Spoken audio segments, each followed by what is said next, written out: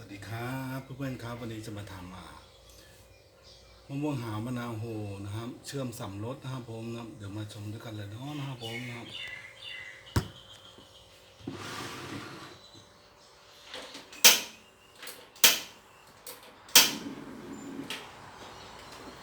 ผมใส่เขาเรียกอะไรนะ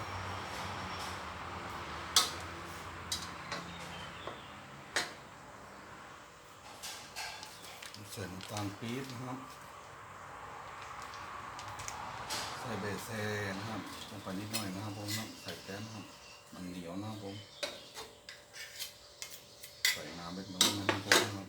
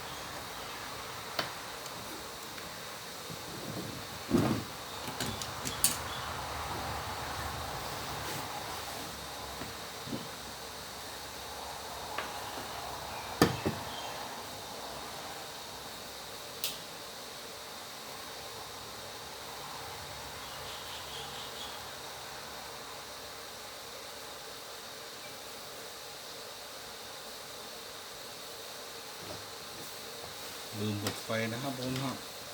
จะเติมเกลือนะครับใส่เกลือป่นลงไปนะครับผม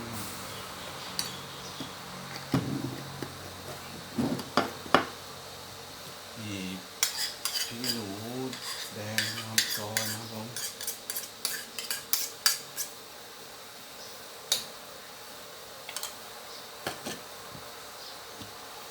จะตัดด้วยน้ำตาลทรายนะครับประมาณ2 ช้อนนะครับผม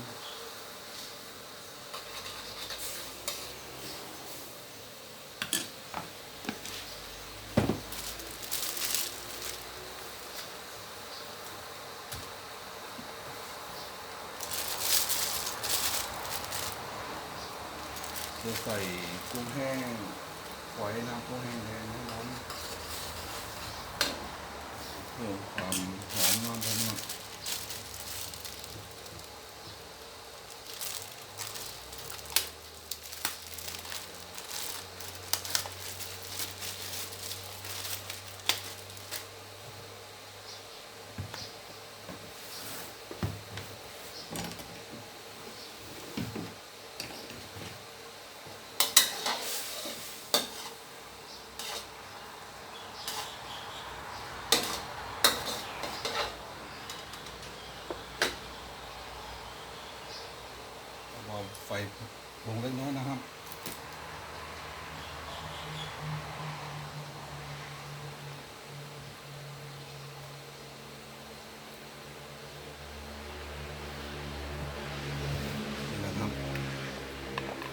มีทั้งลูก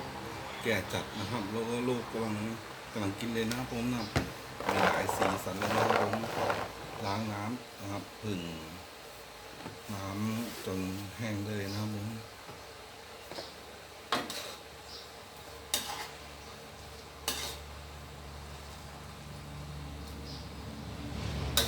เล่นๆนะครับผม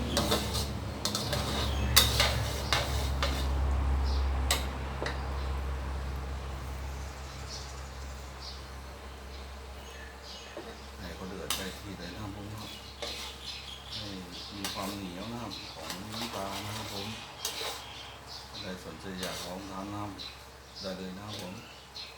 ทั้งส่วนเชื่อมแบบ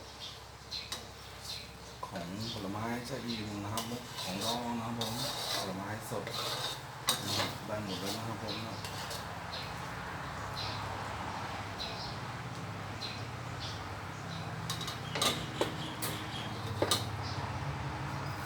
พอได้ที่เราจะปิดไฟนะครับผมนะ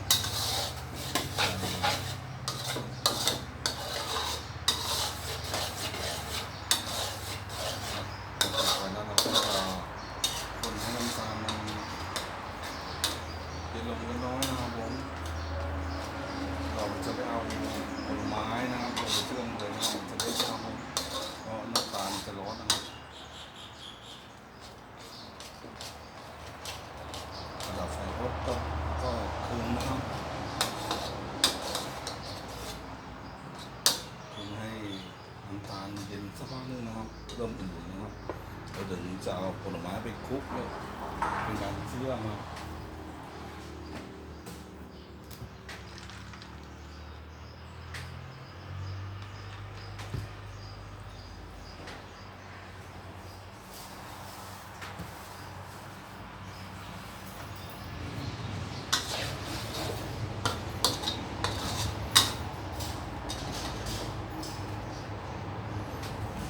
เราจะเอาลูก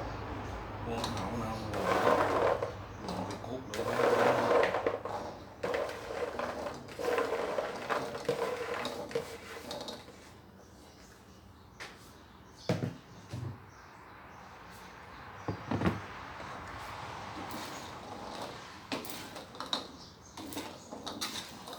เราจะไม่ลงไปเชื่อมขนาดเปิดแก๊สนะครับผมนะจะทำให้ผิวสุกนะครับไม่สวยนะครับผมนะครับทุกท่านครับผมนะครับม่วงหาวมะนาวหัวเชื่อมนะครับ3 รสเลยนะครับผมนะจะเป็นน้อยนะครับ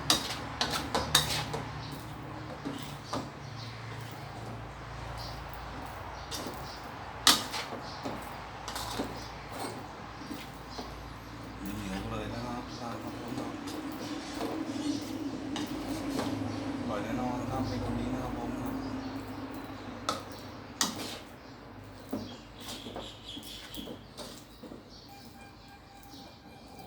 แซ่บๆเลยนะครับผม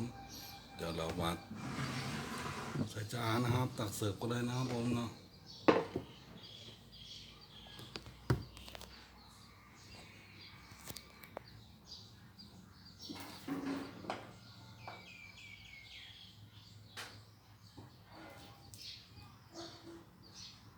หอมๆเลยนะครับผมเนาะ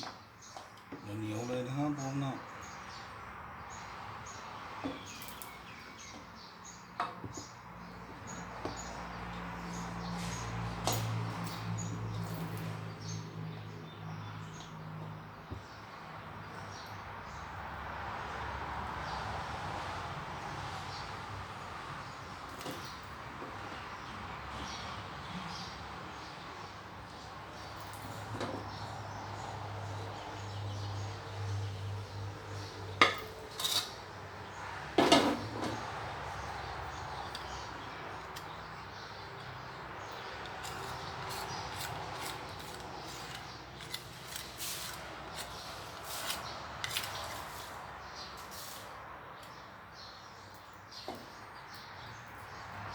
หอมเลยครับทุกคนครับผมมาครับ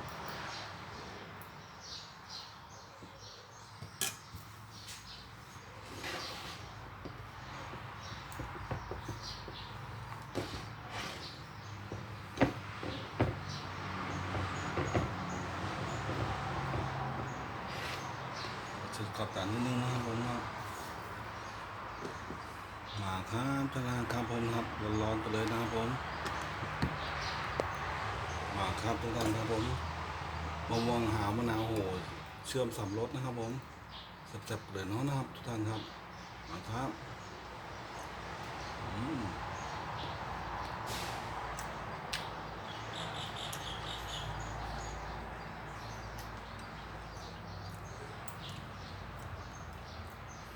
เปรี้ยวๆหวานๆนะครับแซ่บเลยนะครับผมนะครับแบบนี้นะครับนี่แบบลูกสุกนะครับผม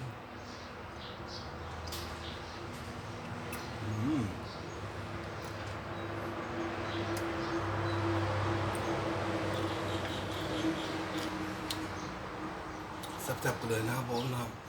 ท่านใดสนใจอยากลองทำเชิญนะครับผมนะครับเป็นมะม่วงหาวมะนาวโหนะครับเชื่อมสามรสนะครับผมคลิปนี้ก็จบวันนี้นะครับทุกท่านครับผมขอบคุณนะครับทุกท่านครับที่ติดตามรับชมนะครับผมคลิปนี้ก็แค่นี้นะครับสวัสดีครับ